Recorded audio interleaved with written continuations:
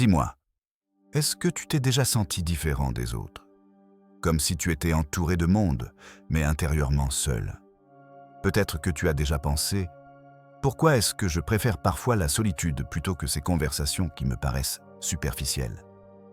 Si tu t'es déjà posé cette question, sache une chose, tu n'es pas brisé, tu n'es pas anormal. Ce que tu ressens, Carl Jung et même les stoïciens l'avaient déjà compris il y a des siècles. Et la vérité, c'est que plus ton esprit est affûté, plus tu as tendance à t'éloigner de la masse. Mais est-ce vraiment une faiblesse ou au contraire une force? Nous vivons dans une société qui valorise la sociabilité. Être entouré, avoir beaucoup d'amis, être constamment disponible, c'est perçu comme un signe de réussite. À l'inverse, celui qui préfère le silence est rapidement étiqueté comme bizarre, asocial ou froid. Mais Carl Jung nous a laissé un héritage immense en expliquant que l'humanité se divise en deux grandes natures, l'extraverti et l'introverti. L'extraverti puise son énergie dans le monde extérieur. L'introverti, au contraire, la trouve dans l'introspection. Et voilà la clé. Les personnes intelligentes, celles qui réfléchissent en profondeur, sont bien souvent de nature introvertie. Les stoïciens eux-mêmes, comme Épictète, Sénèque ou Marc Aurèle, ont compris cette tension. Ils n'appelaient pas ça introversion, mais ils savaient que la pensée profonde exigeait du recul, du silence, de la solitude. Sénèque disait « Celui qui cherche la sagesse est d'abord étranger à la foule. » Alors, ce retrait est-il une fuite? Non, c'est un besoin vital pour certains esprits. L'intelligence n'est pas seulement la capacité de raisonner, elle inclut une sensibilité accrue, une capacité à voir ce que les autres ne remarquent pas. Marc Aurèle écrivait dans ses pensées « Les hommes cherchent des retraites à la campagne, à la mer, à la montagne. » Toi, choisis de temps en temps une retraite en toi-même. Plus tu es conscient, plus tu ressens.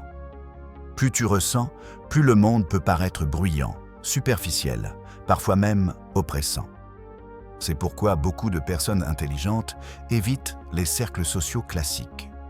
Ce n'est pas par arrogance, mais parce que la banalité des conversations, la répétition des sujets, les faux semblants épuisent leur énergie. Le stoïcisme nous apprend justement à choisir nos fréquentations avec soin. Épictète rappelait « La fréquentation des ignorants nuit à l'âme ». Alors si tu te sens fatigué par certaines interactions, ce n'est pas une faiblesse, c'est peut-être la sagesse en toi qui t'appelle à préserver ton esprit. Carl Jung, en observant les profondeurs de l'âme humaine, a montré que plus une personne est consciente d'elle-même, plus elle est sensible aux émotions et aux énergies autour d'elle. Cela rejoint la vision stoïcienne. Car être stoïcien, ce n'est pas se fermer au monde, mais c'est apprendre à ne pas se laisser envahir par ce qui ne dépend pas de nous. Marc Aurèle le disait clairement. Si tu es affligé par une chose extérieure, ce n'est pas elle qui te trouble, mais ton jugement sur elle, et il dépend de toi d'effacer ce jugement. Alors, ce que tu ressens dans ta solitude, ce besoin de t'éloigner, ce n'est pas un rejet du monde. C'est ton âme qui réclame un espace pour respirer. Les grands génies comme Tesla, Einstein, Schopenhauer ont tous cherché la solitude. Non pas pour fuir, mais pour créer. Tesla disait que les distractions sociales volaient son énergie. Einstein, lui, affirmait que la monotonie d'une vie tranquille stimulait la créativité. Schopenhauer, plus radical, voyait la solitude comme le lot des esprits supérieurs. Mais attention, la solitude est une arme à double tranchant. Elle peut être un outil de croissance quand elle est choisie consciemment pour réfléchir, créer, se recentrer. Mais elle peut devenir un fardeau quand elle est subie par frustration, par rejet, par sentiment d'incompréhension. C'est exactement ce que les stoïciens enseignent. Tout dépend de la manière dont nous utilisons les événements. Épictète insistait. Ce qui trouble les hommes, ce ne sont pas les choses, mais l'idée qu'ils s'en font. La solitude n'est donc pas en soi bonne ou mauvaise. Elle devient ce que tu en fais. Un danger existe cependant. Si tu t'éloignes trop longtemps du monde, tu risques de tomber dans une illusion, croire que personne n'a rien à t'apporter. Or, même les stoïciens, malgré leur amour du silence, n'ont jamais rejeté la société. Marc Aurèle, empereur de Rome, vivait entouré de responsabilités, mais il trouvait ses moments de retraite intérieure sans se couper du monde. La clé stoïcienne est l'équilibre. Tu dois apprendre à utiliser tes moments de solitude pour nourrir ton esprit, mais aussi à tester tes réflexions dans le dialogue, même simple, avec les autres. Un esprit seul peut créer, mais un esprit qui échange peut s'affiner. Ce que Carl Jung a révélé, c'est que les personnes plus conscientes ressentent plus fortement la dissonance avec le monde extérieur. Quand tu es habitué à réfléchir profondément, les échanges superficiels peuvent te sembler vides.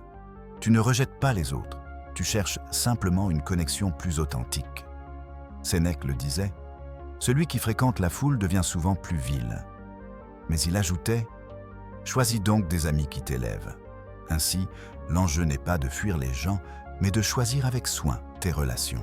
Alors, concrètement, comment transformer ta solitude en un outil stoïcien? Voici 3 clés. Premièrement, reviens à toi-même.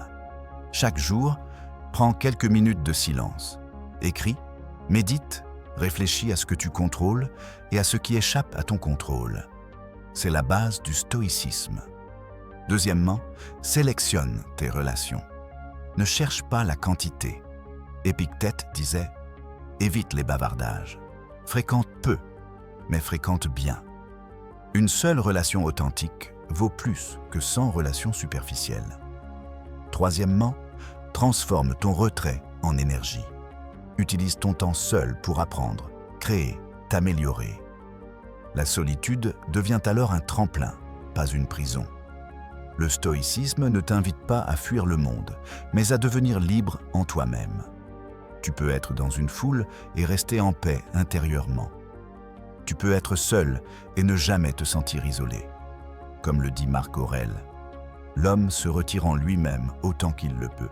Et nulle part l'homme ne trouve de retraite plus tranquille que dans son âme. » Alors, si tu te sens différent, si tu cherches parfois à éviter la vie sociale, comprends que ce n'est pas une faiblesse. C'est peut-être ton intelligence, ta sensibilité, ta sagesse intérieure qui réclament un autre rythme. Mais rappelle-toi, la solitude est un moyen, pas une fin. Utilise-la pour te renforcer, pas pour t'enfermer. Alors, retiens ceci. Si tu aimes la solitude, ce n'est pas que tu es brisé, c'est que ton esprit a besoin d'espace. Si tu es différent, ce n'est pas une malédiction, c'est une force. Et si tu choisis l'introspection, fais-le comme un stoïcien. Pour grandir, pour mieux revenir au monde. Maintenant, je veux que tu écrives en commentaire.